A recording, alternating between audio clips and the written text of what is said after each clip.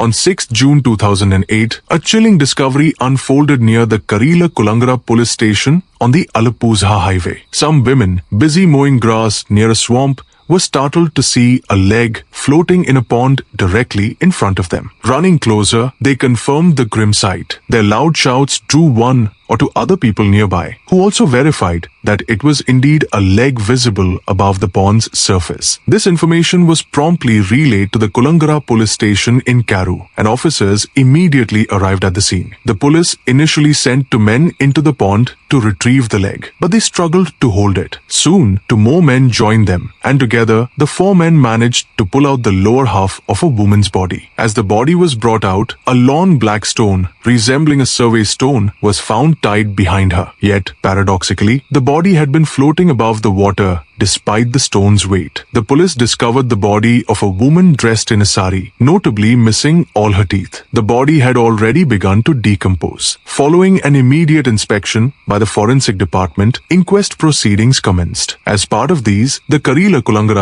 and his team meticulously measured the body's length and width, collecting information by examining wounds and other features. While his team was engaged in these tasks, CC Harikrishnan was observing the surroundings. As he walked forward, carefully scrutinizing the nearby houses and the general environment, he detected a strong, unpleasant smell. Harikrishnan suddenly walked in the direction of the odor, which led him near a small temple, Kavu. There, he found a dead cat. Harikrishnan looked at the cat and was instantly confused. He covered his nose and approached where the cat lay. There was evidence of foam and drool flowing from the cat's mouth, and its body had also begun to decompose. The site of its decay was strikingly similar to the decomposed state of the woman's body retrieved earlier from the pond. Harikrishnan, struck by this unusual parallel, immediately called the Kariilakulangara SC and instructed that when the woman's body was sent for post-mortem, this cat should also be sent to Alapuzha Medical College for the same procedure. Many people who had followed Harikrishnan towards the temple overheard his conversation and burst into laughter. It was the first time they had ever witnessed a cat being sent for a post-mortem, which explained their amusement at Harikrishnan's suggestion. Nevertheless, the inquest proceedings were completed,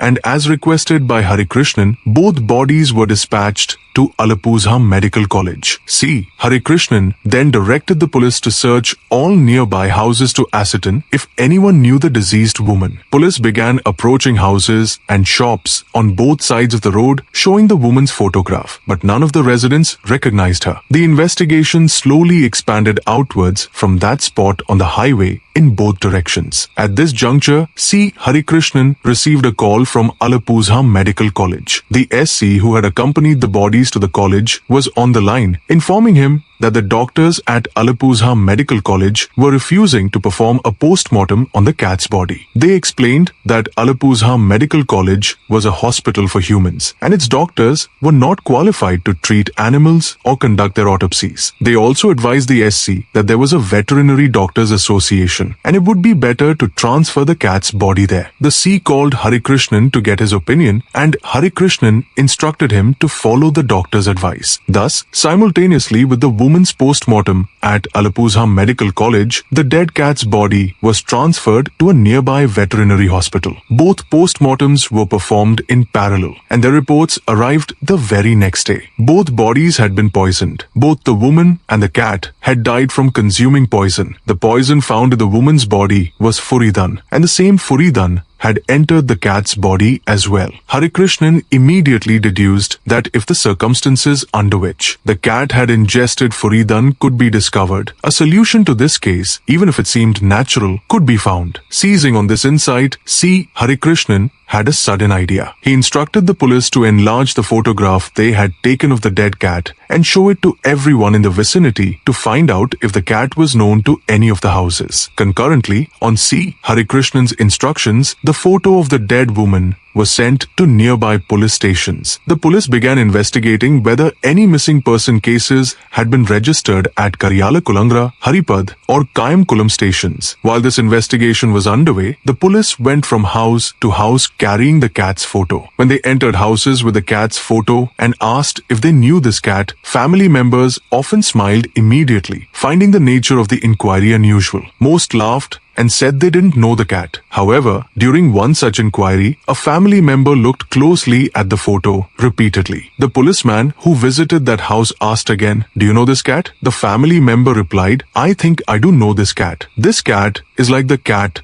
that was in our house. Then, 3 days ago, our cat went missing. I think this is the cat." The policeman showed them the photo of the cat's decomposed body on his mobile phone depicting foam and drool. This sight confused the family as their cat was a healthy, good cat and they had never seen it in such a state. Nevertheless, the family indicated that it was their cat and the policeman reported this information to C. Harikrishnan. Upon receiving the report, Harikrishnan told the policeman to check all the houses where the cat might have gone. The policeman then asked the family, "Does this cat go to any other houses from your house?" The family explained, "Sir, isn't it a cat? Sir, it has a habit of finding and smelling whatever it sees and eating it. If it is meat or fish, he will come looking for it." At the same time, some people arrived at the Haripad Police Station with a missing person case. Two young men had come with a complaint that their mother was missing, having been gone for about 3 days. This mother had 3 children, 2 sons and a daughter. She did not stay in any house permanently, but rotated her stays, going from one son's house to the next, from there to her daughter's house, and then to her younger son's house in a rotational manner. This time, on 3rd June, her mother had left the younger son's house in Karivat to go to Manapally, where her elder son's house was located. The mother, who reached there on the 3rd, left that house the next morning, the 4th, saying she would go to her daughter's house. The eldest son naturally assumed his mother would visit his daughter. The mother had stated she would return to her younger son's house on the 2nd day, after going to her elder daughter's house. When the younger son did not see his mother, he naturally called his sister. It was only when his sister called that he came to know his mother had not gone there. The mother, who had left Manapally on the morning of the 4th, was supposed to reach his elder daughter's house a few hours later, but she had not arrived. As soon as he learned this, he and his 2 brothers immediately went to Haripad Police Station to lodge a complaint. The children clarified the information about their mother at Haripad Police Station. She had no teeth, was wearing a sari when she left their house, and her name was Pankajakshi. After hearing all this, the C of Haripad grew suspicious. He told his colleague that he had received a report from Kariilakulangara and suggested connecting the 2 cases. The children, unaware of the specific cases or what the policemen were discussing, simply looked on. The C then told the children, "Okay, then do that. Come, let's go to a certain place." With these words, the Haripad C took the young men directly to Alapuzha Medical College. When the C brought them there, the young men were confused. They asked the SC, "Sir, let's look at that mouth here." The police officer then led them to the morgue. Upon reaching the morgue, the faces of the 2 young men became clear. Their mother was over 50 years old but looked younger. Her only distinguishing feature was her lack of natural teeth, which she had replaced with dentures. The police officer who had brought them to search for their mother led them to the morgue. The 2 young men truly began to feel scared at that moment. The C, understanding their mood, persuaded them and brought them inside the morgue. He showed them the body of the unknown woman there. At first glance, the children recognized their mother. When they saw the decomposed body, the younger son began sobbing. They realized it was their mother's body in a truly bad situation. The children confirmed it was their mother's body. The C immediately called and reported the information, which was then relayed to Kariilakulangara. Harikrishnan learned about the information and that the deceased woman was Pankajakshi. The reason Pankajakshi was killed was poison. She died because Furidan poison was mixed in her body. Did she commit suicide? Naturally, that was the first thought, but Harikrishnan dismissed it. He called the 2 children to the Kariilakulangara station and talked to them in detail.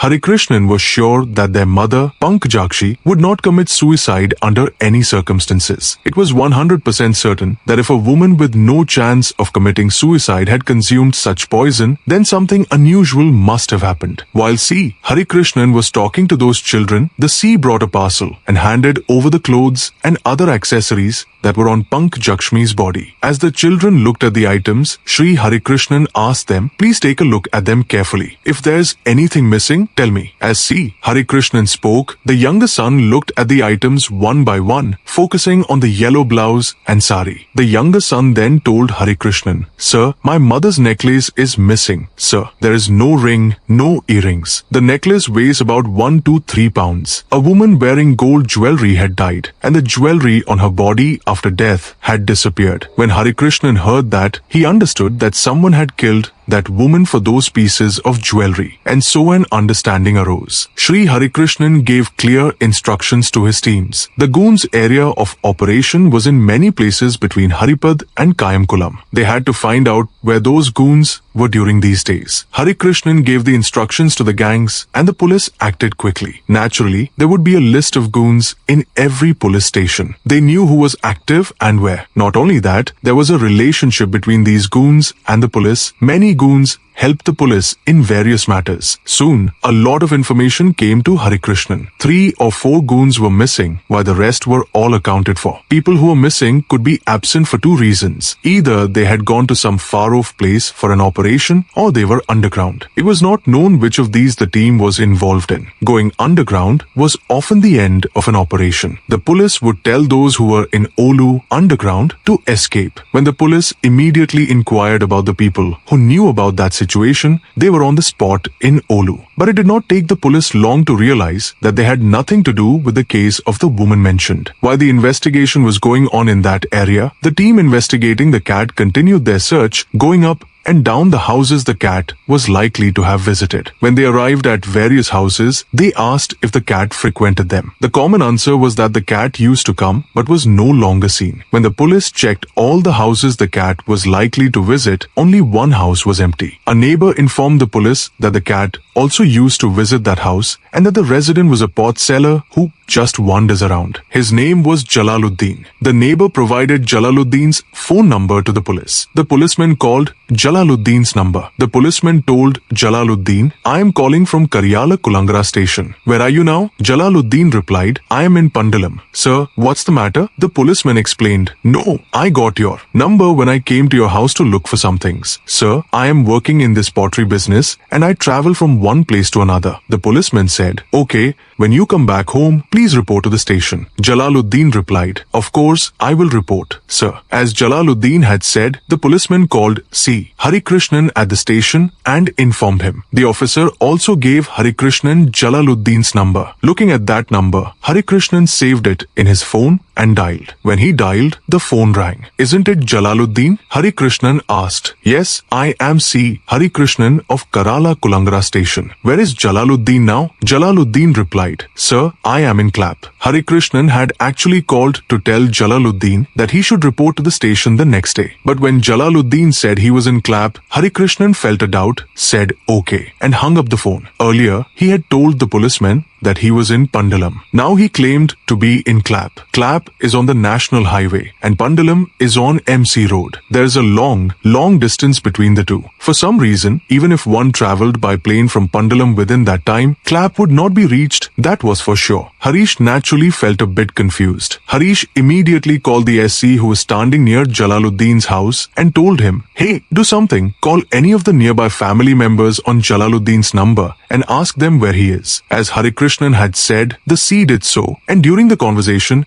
the family member asked Jalaluddin his current location. Jalaluddin replied, "I am from Adur." The family member informed the C about this, and the C informed Harikrishnan. From Pandalam on MC Road to Klapana on the National Highway, and from there again to Adur on MC Road, Jalaluddin was seemingly travelling at an astonishing speed. When he heard that Jalaluddin was in Adur, a smile spread on Harikrishnan's face. Harikrishnan immediately called the cyber cell and handed over the number, instructing them to find out where Jalaluddin actually was. The cyber cell quickly pinpointed Jalaluddin's location and informed Harikrishnan that Jalaluddin was actually in Kayamkulam at that time. Why did Jalaluddin in Kayamkulam first say Pandalam, then Klapana, and thirdly Adur? That question naturally came to Harikrishnan's mind. But since Jalaluddin had changed each place, he knew he had to question Jalaluddin seriously. Harikrishnan had an idea, an instruction to place a police guard, mufti, around Jalaluddin's house. The police were instructed to stand guard discreetly and wait for Jalaluddin without anyone knowing. Although the police waited for Jalaluddin that night, he did not appear. Undeterred, they continued the vigil the next day. Their patience was paid off. The following night, a man stealthily approached the house and unlocked the door. At that moment, the police surrounded him, announcing themselves. Jalaluddin was instantly trapped, his struggle ending as he realized they had been waiting for him. The police brought Jalaluddin to the Kariilakulangara Police Station. As Jalaluddin was brought in front of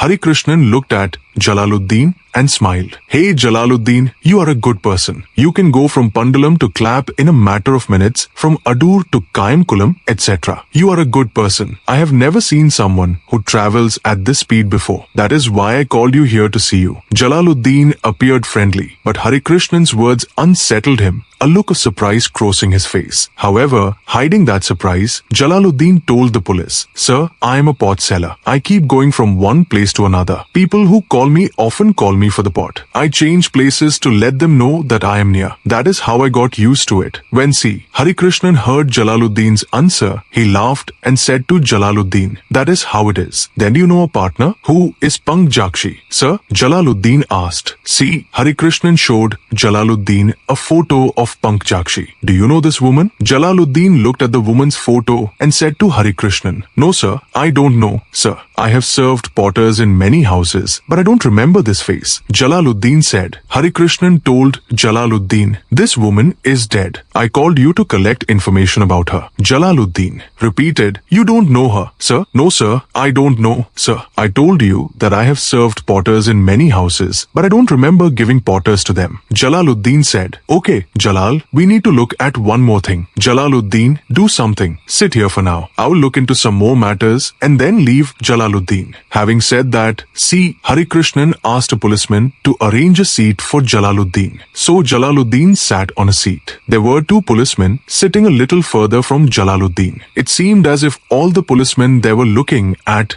Jalaluddin. Jalaluddin was not allowed to get up and go out. So while Jalaluddin was sitting there, time passed like this and it became dawn. It was around 1 a.m. and some more people came to the station. They had arrived as Sri Harikrishnan had called them. Pankajakshi's two sons had arrived and the wife of the younger son had also come with them. Seeing them, Sri Harikrishnan took them aside and talked about some things. After talking to the daughter-in-law for a while, Sri Harikrishnan made the daughter-in-law and her two sons sit in a place and called Jalaluddin there. As Jalaluddin came, Harikrishnan asked the people sitting there if they knew him. The daughter-in-law replied that she knew him. Sir, this is the one who sells us pots regularly. We have been buying pots from him for about a year and a half. Hearing that, Sri Harikrishnan asked the daughter-in-law, Did your mother not see Jalaluddin when she bought this pot? Yes, sir, my mother herself buys the pot from Jalaluddin. At this time, Jalaluddin was the one who was really sweating. Jalaluddin had told Harikrishnan a few hours ago that he had never seen Pankajakshi Amma. But now Pankajakshi Amma's daughter-in-law was stating in Jalaluddin's presence that Pankajakshi Amma was the one who took the pot from Jalaluddin. Harikrishnan looked at Jalaluddin and smiled. Jalaluddin, the statement you made earlier must be wrong, right? Sir, sometimes it can be wrong. I give the pot to many people. Okay,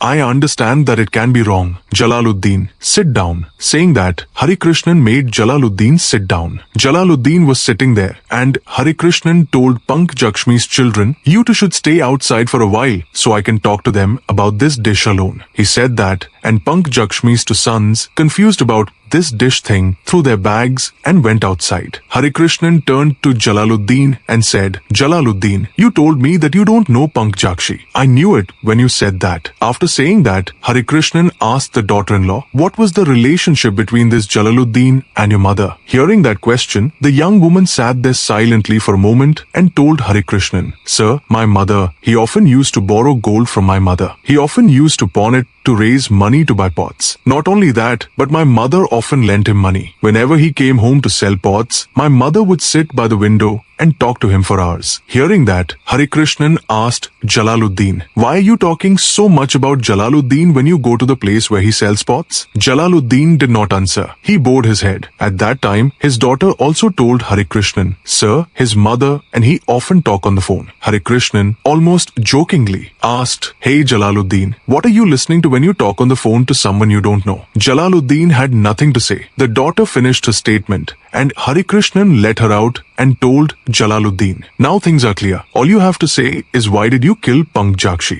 Jalaluddin felt like he was caught. He was surprised and said to Harikrishnan, "Sir, I'm sorry. There was a mistake." Jalaluddin, "Tell me exactly what happened." "Sir, everything Pankajakshi Amma's daughter-in-law said is true. I have a close relationship with Pankajakshi Amma. She and I were very close for about a year and a half. We often talk on the phone. They lent me money and give me jewelry to pawn. That's all true. That's when they asked me for the necklace I had given them as a deposit. I didn't have the money to pay it back. But when they kept asking me, I didn't know anything. There was a situation where I had to do something. So I told them that I was going to my daughter's house on 4th June. I told them to come to Haripad and that I would pick up the necklace that I had pledged when Haripad came. They also went to their eldest son's house and said that they were going to their daughter's house. They got off and reached Haripad. I gave them the necklace I had taken. After that, I asked them if we could go somewhere and they agreed. So we both returned from Haripad to Thiruvananthapuram and visited Bhimpally, Bhima Mosque, and then we returned to Haripad. When we arrived, it was almost night. When it was night, she came with me to my house and they had food at my house. At that time, I was forcibly pouring it into her mouth. Harikrishnan asked, "Why did you do that?" "Sir, I had to do it because she insisted on returning the necklace. I had arranged the money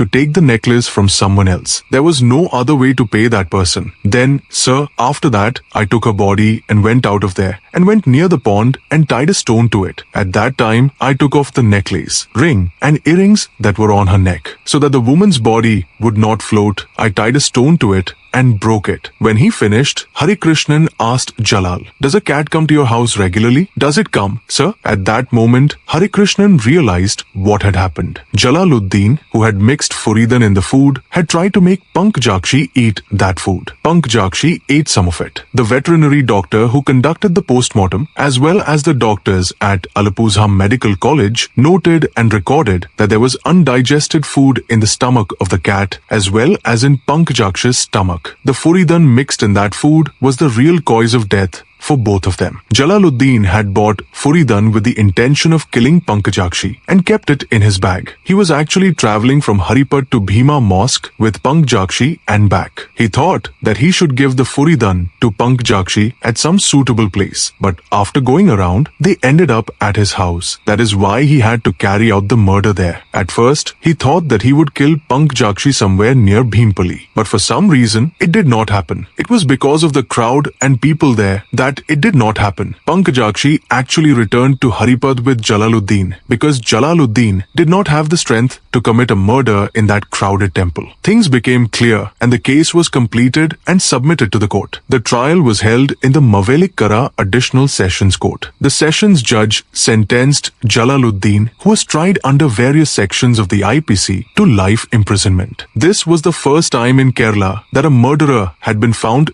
based on the post-mortem of a cat. Often, many pieces of evidence that the police get are like this. Harikrishnan walked to the temple and saw the dead cat completely unexpectedly. If it were another Harikrishnan, he might not have walked there. This murder was proven only because that Harikrishnan felt like doing it that day.